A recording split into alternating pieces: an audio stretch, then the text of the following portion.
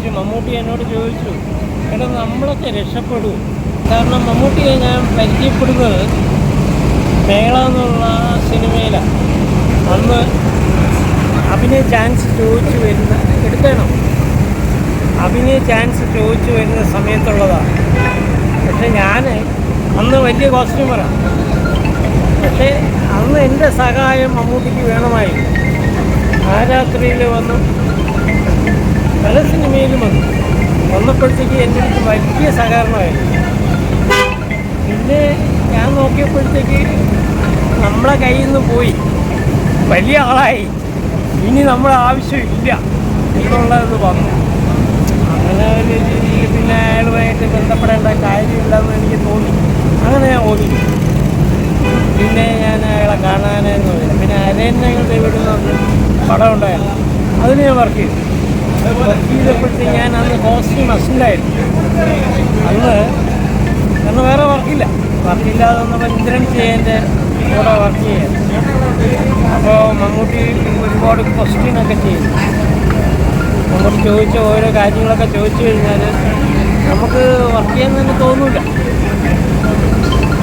നിങ്ങളെന്തിനാണ് മറ്റേവർക്കുള്ള costume, മറ്റേവർക്ക് എന്ത് costume? ശരി, okay.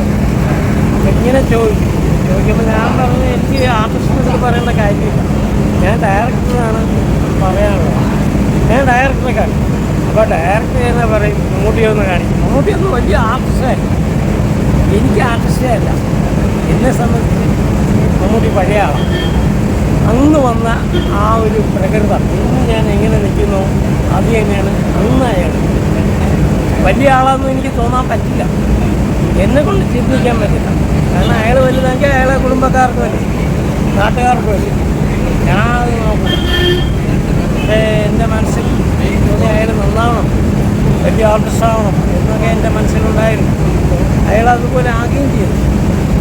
മറ്റേ കഥ പറയുമ്പോൾ എന്നുള്ള ഒരു സിനിമയുണ്ട്, അതുപോലെ നമ്മൾ സങ്കല്പങ്ങൾ അങ്ങനെ തോന്നിപ്പോകും. ഇതായിരുന്നു, ഇനി നമ്മുടെ കഥ കേട്ടിട്ട് ചെയ്താണെന്ന് നമുക്കറിയില്ല. ശ്രീനിവാസനും നമ്മളുമായിട്ട് നല്ല ബന്ധം എന്തായാലും പോട്ടെ. നമുക്ക് മമ്മൂട്ടി 74 വയസ്സായി, എനിക്ക് 64 വയസ്സായി, 10 വയസ്സിൻ്റെ ഡിഫറൻറ്റുണ്ട്. നന്നായിരിക്കട്ടെ.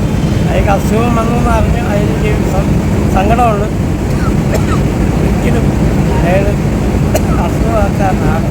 മഠത്തിൻ്റെ സെറ്റിൽ വെച്ചിട്ട് സംസാരിച്ചു. മമ്മൂട്ടി എന്നോട് ചോദിച്ചു, എടാ നമ്മളൊക്കെ രക്ഷപ്പെടൂ എന്ന് എന്നോട് ചോദിച്ചു. ഞാൻ പറഞ്ഞു, മമ്മൂക്ക രക്ഷപ്പെടുമെന്നല്ല, മമ്മൂക്ക മുന്നേറ്റം എന്നുള്ള സിനിമയുണ്ടല്ലോ, അത് റിലീസ് ചെയ്ത് കഴിഞ്ഞാൽ മുന്നേറ്റം അത് മമ്മൂട്ടിയുടെ ലൈഫാണ്. ഒന്നും പേടിക്കണ്ട, മമ്മൂക്ക പിന്നെ പിടിച്ച് കിട്ടില്ല എന്ന് പറഞ്ഞു. അത് എൻ്റെ ഒരു സ്വപ്നം ഇന്നും എൻ്റെ മനസ്സിലുള്ളതാണ്. മമ്മൂക്കയ്ക്ക് ഓർമ്മയുണ്ടോ എന്ന് എനിക്കറിയില്ല, കാരണം അയാൾ വലുതായില്ലേ. അയാളുടെ രീതി വെച്ച് നോക്കിക്കഴിഞ്ഞാൽ അയാൾക്ക് ഇന്ന് ഏത് തലത്ത് നിൽക്കുന്നു, നമ്മളേത് തലത്ത്, നമ്മൾ താഴെ നാട്ടിൽ നിന്നാണ് നിൽക്കുന്നത്. ഓക്കെ, ശരി. മോശം അനുഭവം എന്ന് വെച്ചാൽ വീണ്ടും മമ്മൂട്ടിയെ പറ്റി പറഞ്ഞതാണ്. ഇനി അയാളെ തന്നെ വീണ്ടും പറയുക എന്ന് വെച്ചാൽ എനിക്ക് പറ്റില്ല. ഒരിക്കൽ പറഞ്ഞത് പിന്നെ പറയാൻ പറ്റും. ഇനി വേറെ എന്തെങ്കിലും അനുഭവങ്ങളാണെങ്കിൽ പറയാം. മമ്മൂട്ടിയെ പറ്റി പറയാൻ പറ്റില്ല.